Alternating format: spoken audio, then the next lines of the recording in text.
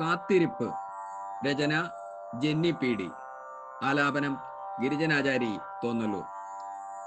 ഒത്തിരി നേരം കാത്തിരുന്നു, ഒരു സന്ദേശമെങ്കിലും വരുമെന്നു കരുതി. ഇനിയിപ്പോൾ പറയാനാവില്ല, ചിലപ്പോൾ ഒരുപാടു നേരം കാത്തിരിക്കണം. നിരാശയാകുമ്പോൾ അതിനോടു നാം ഇഴുകിച്ചേരേണ്ടി വരും.